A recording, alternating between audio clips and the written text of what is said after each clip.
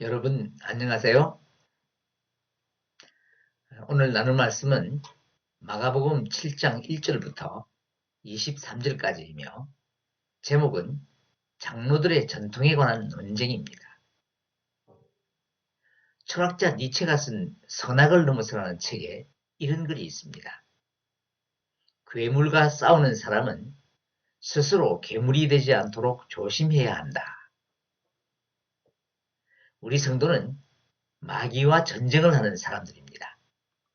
그런데 마치 고된 시집살이를 하는 며느리가 그 시어머니를 욕하면서 자신도 모르는 사이에 시어머니를 닮아가는 것처럼 삶의 현장에서 성도의 본질을 잃어볼 때가 있습니다. 며느리는 절대로 그런 시어머니가 되지 않겠다고 다짐하지만 자신도 모르는 사이에 시어머니의 전통을 이어가는 또 다른 시어머니가 된 것입니다. 그러므로 성도는 악한 세상에 휩쓸리지 않도록 항상 말씀과 기도로 경건의 훈련을 게을리하지 말아야 합니다.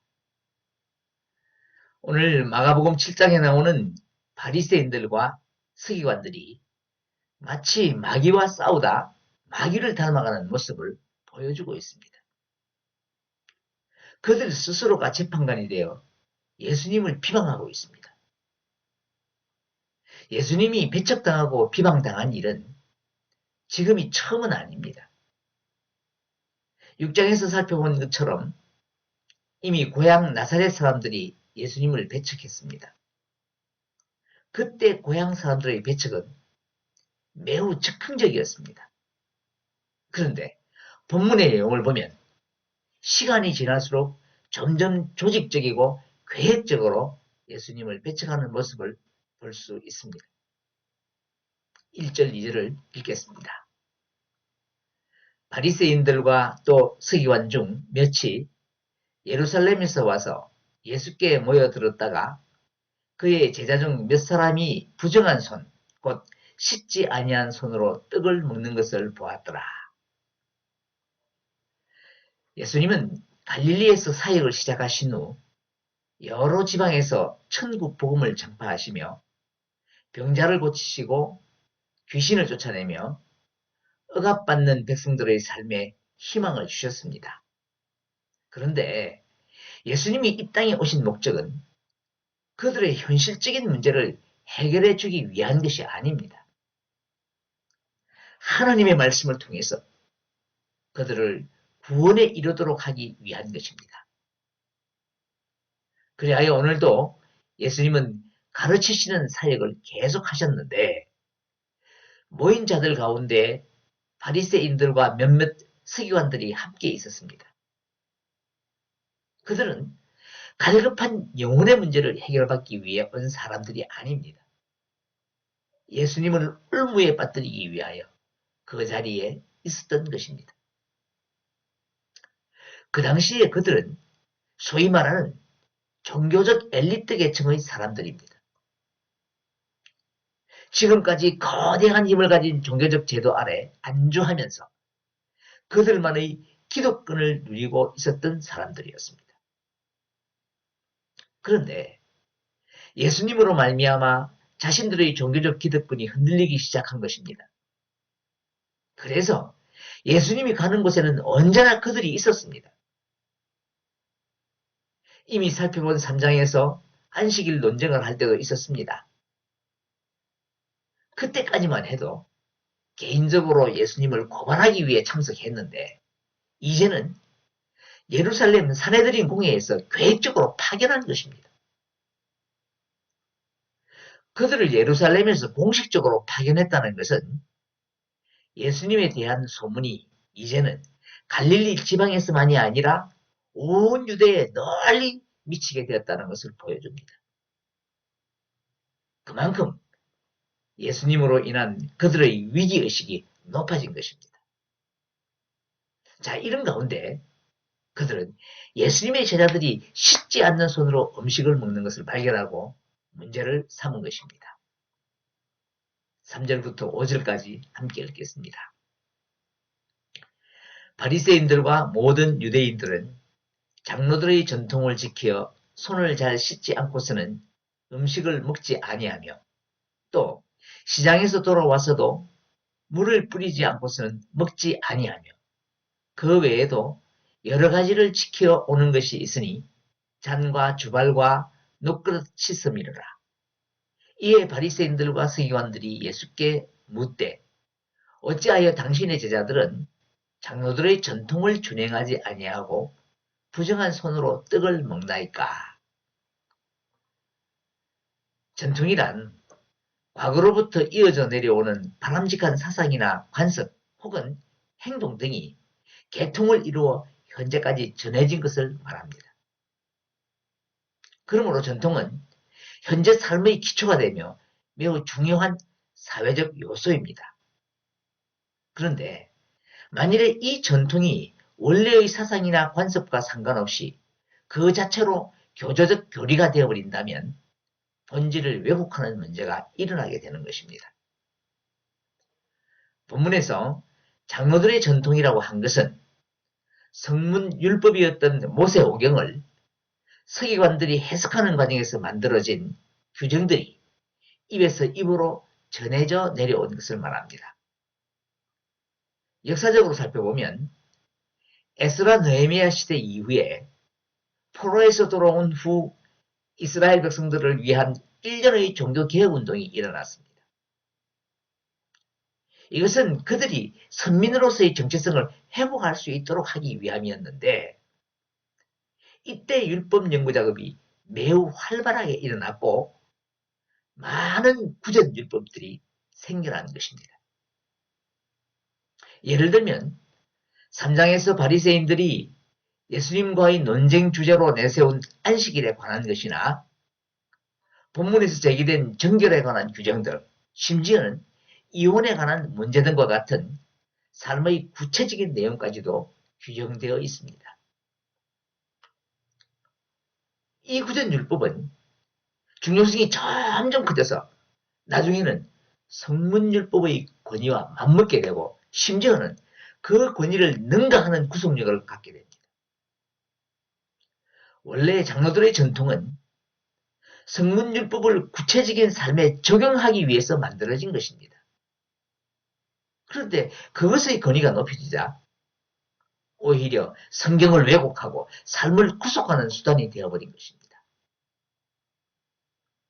마가복음 3장에서 말씀드린 것처럼 형식이 본질을 왜곡한 것입니다. 형식은 내용을 담기 위해 필요한 것입니다. 예를 들면 컵은 물을 마시기 위해 존재하는 것입니다. 그러므로 컵에 금이 가서 물이 샌다면 컵을 버리는 것이 옳습니다. 그런데 형식을 무기로 하여 지금까지 기득권을 누려왔던 자들이 컵을 위하여 물을 버리는 것과 같은 행위를 하고 있는 것입니다. 본문에서 예수님의 제자들이 씻지 않는 손으로 떡을 먹자 그 손을 부정한 손이라고 했습니다. 이것은 유대 관습에서 제의적으로 깨끗하지 않은 것을 의미합니다. 원래 정결법은 유대인들이 악한 세상에 살면서 구별된 하나님의 백성으로 살아가기 위하여 만든 것입니다. 그런데 앞서 말씀드린 바와 같이 시간이 지나면서 주객이 전도되어 그 규정으로 오히려 다른 사람을 판단하고 정죄합니다. 바리새인들과 서기관들이 예수님의 제자들이 씻지 아니하는 손으로 음식을 먹는 것을 문제 삼은 것입니다. 구약성경 레위기에 기록된 정결에 관한 규례를 보면 유출병이 있는 여인의 모든 것은 다 부정하고 시신을 만진 손도 부정하며 더러운 여인을 취한 자나 몸에 흠이 있는 자 등을 부정한 것으로 규정하고 있지만 손을 씻지 않고 음식을 먹으면 부정하다는 율법은 없습니다. 하나님이 이스라엘 백성들에게 율법을 주신 것은 하나님의 백성으로서의 정체성을 잃지 않고 잘 살아갈 수 있도록 하기 위함입니다. 그러니까 율법에 명시하지 않았어도 음식을 먹을 때는 손을 씻어야 한다는 규례는 위생적으로 보면 율법의 정신에 어긋나지 않으며 바람직한 규정이라고 할 수 있습니다. 그런데 그 규정이 원래의 정신과는 상관없이 오직 그것으로 사람을 정죄하고 구속하기 위한 것이라면 문제가 달라집니다. 지금 바리새인들과 서기관들이 예수님과 그의 제자들이 그 규례를 어겼다는 거예요. 이에 대하여 예수님은 구약 이사야 29장 13절의 말씀을 인용하여 그들의 위선을 엄중히 책망하셨습니다. 6절부터 9절까지 함께 읽겠습니다. 이르시되 이사야가 너희 외식하는 자에 대하여 잘 예언하였도다. 기록하였으되 이 백성이 입술로는 나를 공경하되 마음은 내게서 멀도다. 사람의 계명으로 교훈을 삼아 가르치니 나를 헛되이 경배하는도다 하였느니라. 너희가 하나님의 계명은 버리고 사람의 전통을 지키느니라. 또 이르시되 너희가 너의 전통을 지키려고 하나님의 계명을 잘 저버리는도다. 인용된 이사야의 말씀은 마음은 이미 하나님을 떠났으면서도 입술로는 하나님을 찾으며 경건한 척하는 이스라엘 백성들을 책망했던 말씀입니다. 예수님은 이 말씀을 인용하여 바리새인들과 서기관들의 위선을 책망하신 것입니다. 장로들의 전통을 운운하며 하나님을 잘 숨기는 척하지만 실제로는 그 전통을 이용하여 자신들의 기득권을 지키려는 외식하는 자라는 것을 드러내며 책망하신 것입니다. 예수님은 여기서 하나님의 계명과 사람의 전통을 대비시켜 구체적으로 예를 들어 말씀하십니다. 10절부터 13절까지 함께 읽겠습니다. 모세는 내 부모를 공경하라 하고 또 아버지나 어머니를 모욕하는 자는 죽임을 당하리라 하였거늘 너희는 이르되 사람이 아버지에게나 어머니에게 말하기를 내가 드려 유익하게 할 것이 고르반 곧 하나님께 드림이 되었다고 하기만 하면 그만이라고 하고 자기 아버지나 어머니에게 다시 아무것도 하여 드리기를 허락하지 아니하여 너희가 전한 전통으로 하나님의 말씀을 폐하며 또 이 같은 일을 많이 행하느니라 하시고 유대인들이 하나님의 백성으로 구별된 삶을 살아갈 수 있게 하기 위하여 하나님이 주신 가장 기초적인 율법이 십계명입니다. 그 중에서 인간관계에서 지켜야 할 첫 번째 계명이 내 부모를 공경하라는 제5계명입니다. 그러므로 이 계명이 하나님의 사람들이 인간 사이에서 지켜야 할 가장 기초적인 하나님의 계명이라고 할 수 있습니다. 예수님은 바리새인들과 서기관들이 고르반이라는 장로들의 전통으로 이 계명을 범하고 있다고 책망하신 것입니다. 고르반은 구약 성경에서 제물이라는 뜻으로 사용된 히브리어 코르반을 헬라어로 음역한 것입니다. 예수님 시대의 이 단어는 하나의 맹세로서 어떤 물건에 대하여 고르반, 곧 하나님께 드리는 제물이라고 맹세만 하면 그때부터 그 물건은 아무도 손을 대지 못하게 되어 있었습니다. 그래서 부모에게 무엇을 주기 싫으면 고르반이라고만 하면 되었던 것입니다. 이것이 바로 사람의 전통으로 하나님의 계명을 폐하는 행동이라고 예수님이 지적하신 것입니다. 자, 이렇게 정결 논쟁을 끝내시고 예수님은 무리들에게 참으로 더러운 것이 무엇인지를 교훈하십니다. 14절부터 19절까지를 함께 읽겠습니다. 무리를 다시 불러 이르시되 너희는 다 내 말을 듣고 깨달으라. 무엇이든지 밖에서 사람에게로 들어가는 것은 너희 사람을 더럽게 하지 못하되 사람 안에서 나오는 것이 사람을 더럽게 하는 것이니라 하시고 무리를 떠나 집으로 들어가시니 제자들이 그 비유를 묻자온데 예수께서 이르시되 너희도 이렇게 깨달음이 없느냐? 무엇이든지 밖에서 들어가는 것이 능히 사람을 더럽게 하지 못함을 알지 못하느냐? 이는 마음으로 들어가지 아니하고 배로 들어가 뒤로 나갑니다.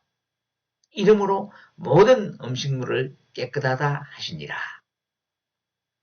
예수님은 사람 안에서 나오는 것, 즉 사람의 마음에서 나오는 것이 사람을 부정하게 하는 것이지 사람의 입으로 들어가는 음식이 부정한 것이 아니라고 하셨습니다.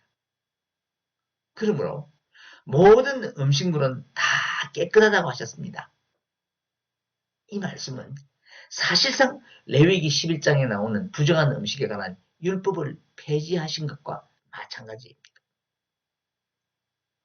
그리고 예수님은 그 율법을 온전케 하기 위하여 모든 율법과 선지자의 강령을 두 가지 계명으로 압축하여 우리에게 주셨습니다. 마태복음 22장 37절부터 40절까지를 함께 읽겠습니다. 예수께서 이르시되 내 마음을 다하고 목숨을 다하고 뜻을 다하여 주 너희 하나님을 사랑하라 하셨으니 이것이 크고 첫째 되는 계명이요 둘째도 그와 같으니 내 이웃을 자신같이 사랑하라 하셨으니 이 두 계명이 온 율법과 선지자의 강령이니라. 여기서 율법과 선지자의 강령은 구약 성경 전체를 일컫는 말이며 그 모든 율법의 본질은 하나님의 사랑입니다. 그리고 구전되어 온 장로들의 전통은 그 사랑을 구체적으로 실천하기 위하여 만든 것입니다. 그러므로 그 사랑이 빠진 어떤 규정도 비본질적인 형식에 불과한 것이 되며 합당하지 않은 것입니다. 바리새인들과 서기관들이 제기한 정결의 문제가 바로 그런 것이었습니다.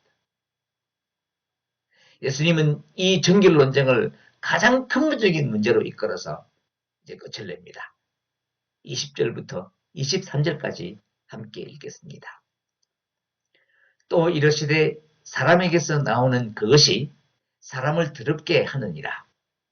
속에서 곧 사람의 마음에서 나오는 것은 악한 생각, 곧 음란과 도둑질과 살인과 간음과 탐욕과 악독과 속임과 음탕과 질투와 비방과 교만과 우매함이니 이 모든 악한 것이 다 속에서 나와서 사람을 더럽게 하느니라. 예수님은 음식이 부정한 것이 아니라 마음에서 나오는 것이 부정한 것이라고 말씀하십니다. 그리고 그 마음에서 나오는 것을 악한 생각이라고 하시며 음란, 도둑질 등 12가지를 열거합니다. 자, 이런 인간의 마음을 예레미야 선지자는 예레미야 17장 9절에서 만물보다 거짓되고 심히 부패한 것이라고 정의했습니다. 그런데 이렇게 악한 생각이 가득해서 심히 부패한 마음을 가진 우리를 향하여 예수님은 마음이 청결한 자는 복이 있나니 그들이 하나님을 볼 것이며 라고 말씀하셨습니다. 그러니까 인간이 하나님 앞에 나아갈 수 있는 정결은 음식을 먹기 전에 손을 씻는 것이 아니라 마음을 정결하게 하는 것입니다. 그런데 불행하게도 우리 인간은 스스로 그 마음을 깨끗하게 할 능력이 없습니다. 불가능합니다. 왜냐하면 뿌리 깊은 죄의 속성이 우리를 지배하고 있기 때문입니다. 예수님은 바로 이 죄의 문제를 해결해 주시기 위해 스스로 죄인의 몸을 입고 이 땅에 오신 분이십니다. 베드로전서 1장 18절 19절을 우리 찾아서 함께 읽겠습니다. 너희가 알거니와 너희 조상이 물려준 헛된 행실에서 대속함을 받은 것은 은이나 금같이 없어질 것으로 된 것이 아니요 오직 흠없고 점없는 어린 양 같은 그리스도의 보배로운 피로 된 것이니라. 이 말씀은 베드로 사도가 여러 가지 시련에 직면한 성도들에게 거룩한 삶을 살아야 할 이유를 설명한 내용인데, 조상으로부터 물려받은 망령된 현실에서 구속된 것이 예수 그리스도의 피 때문이라는 것입니다. 즉, 예수 그리스도의 거룩한 피로 죄악으로 가득 찬 우리 마음을 정결하게 하셔서 우리가 구원을 받았다는 것입니다. 그러므로 진정한 정결은 율법이나 장로들의 전통에 의한 것이 아니라 오직 예수 그리스도의 피로 말미암는 것입니다. 이것이 복음의 핵심이에요.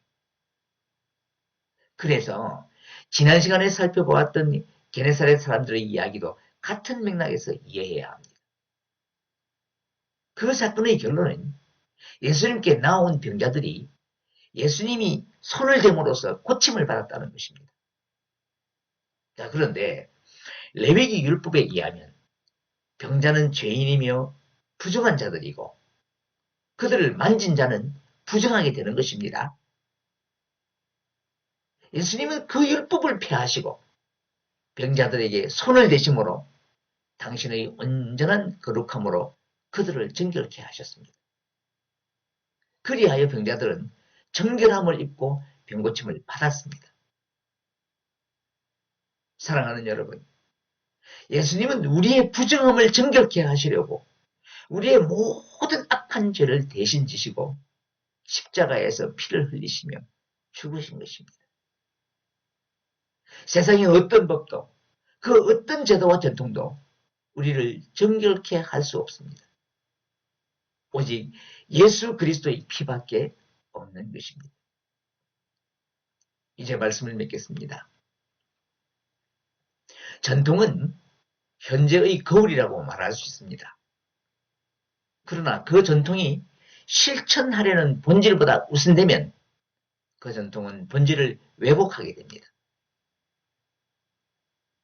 오늘 이 말씀의 의미를 우리의 교회를 중심으로 되새겨 보겠습니다.